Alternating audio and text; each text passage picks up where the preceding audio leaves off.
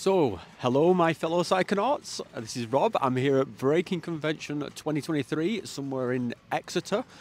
And yeah, I just thought I'd share my thoughts on the conference experience so far. Because I think when people talk about like a conference, you get a certain image in your mind of sort of sitting there and lectures and taking in a lot of data and stuff like that. And there's certainly that aspect to it. But this is very unlike previous psychedelic conferences I've attended, which is very much focused on the science and the data and the clinical studies and stuff like that. Instead, what's going on here, there's all these different kind of narrative strands that are being woven together under this kind of topic of psychedelia.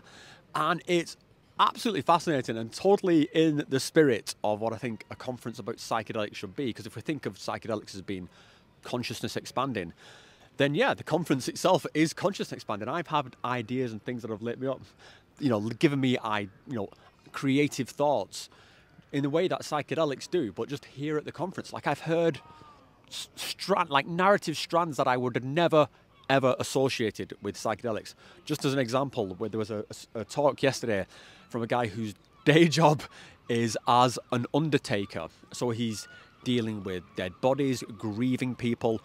And his release for this was to go out and be part of the rave culture scene and to heal the trauma that he was kind of receiving and mediating, to heal that through dance culture and through psychedelic culture.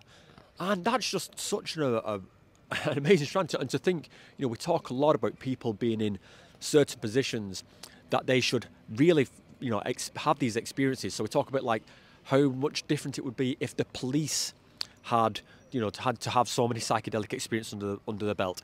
If ambulance workers, if they could have that, the change in compassion it would be, or firefighters, or soldiers, or politicians.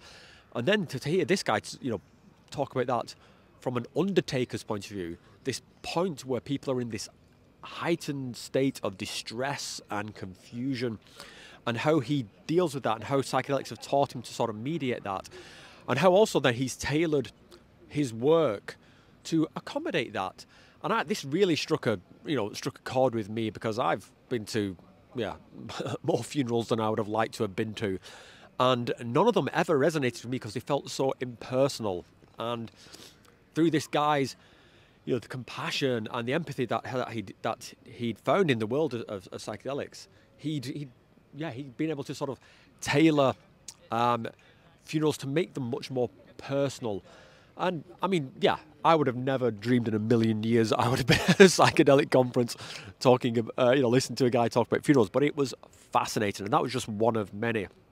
I've also listened to a guy who was talking, one of the guys who was famous for producing like 90% of the world's LSD supply, and how the time he spent like 20 years in prison, and what that sort of did to him, and how he sort of got through it, and how he, the lessons that he learned from psychedelics helped him to get through it. And it was absolutely beautiful. It was incredibly sad.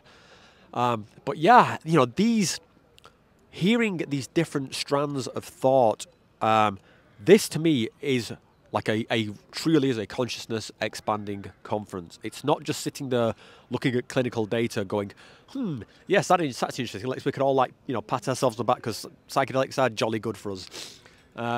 Which again, there's nothing wrong with that, and that is certainly here. There is plenty of science here. If you want to do science, that's here. But I've found it just so much more interesting to just expose myself to stuff that I wouldn't have necessarily thought I was going to be exposed to.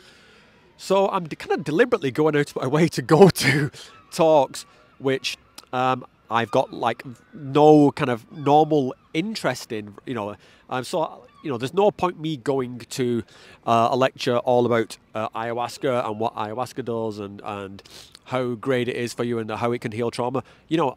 This is preaching to the choir. There's no point me sitting through that. Instead, like I say, I'm going to these ones which have got very sort of like far right ideas, which are really stimulating sort of my creativity, my thoughts about what psychedelics are, what psychedelics could be, and what psychedelics are doing for other people who are not me, and sort of expanding my own sort of sphere of consciousness, of sort of creativity and awareness. And so what more could you want than from a conference on psychedelics? Psychedelics is more than just the substance itself, as in like the entire phenomenon that's exploding out of these experiences.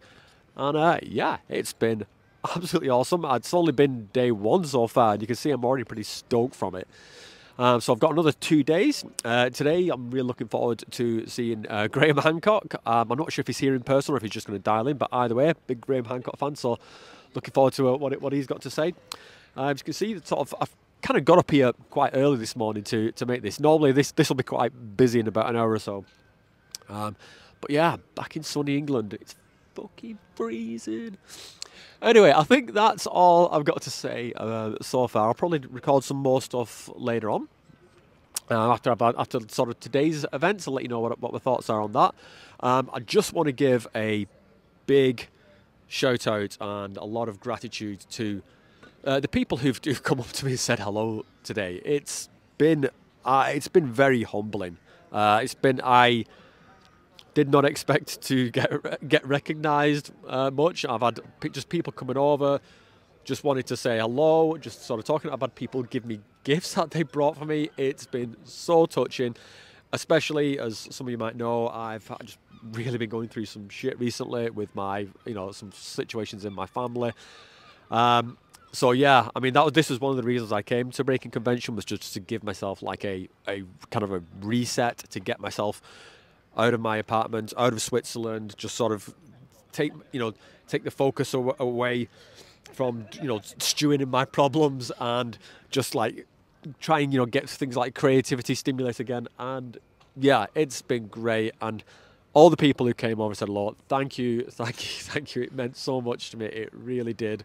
I wish I could remember all your names. There was Wally, there was Gavin, there was Cameron. I can't really go to Philip. I can't go through everyone's name because otherwise I'm going to forget people, and I've probably already forgotten them. But thank you so much, guys. It's been so cool.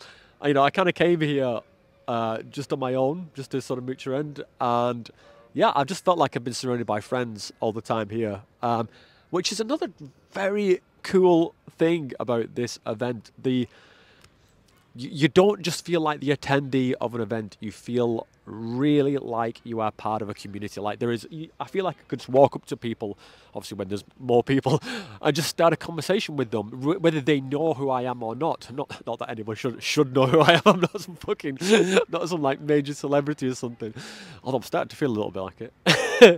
But yeah, you can just walk up to people and strike up a conversation, and people will, I've like engage with you for like half an hour, and it's just so cool when we talk about a psychedelic community. I think it's something like this. I think this is the kind of the thing that's spinning in my head. How could we make this into sort of micro environments? Obviously, to get everyone in one big conference where there's a big name to it and a big brand to it, and all these super interesting events. That's great. Obviously, it brings people into that one place. But how can you sustain that sustain that community and build those sort of micro pockets? This is something I'm really interested in. I'm going to really put my brain to it when I get back home. And yeah, we'll see how it goes. So this was my blog gushing review prattle of day 1 of Breaking Convention. I'm going to go and capture some more footage and stuff now. But yeah, I'll record something else tomorrow. I'll catch you later, guys.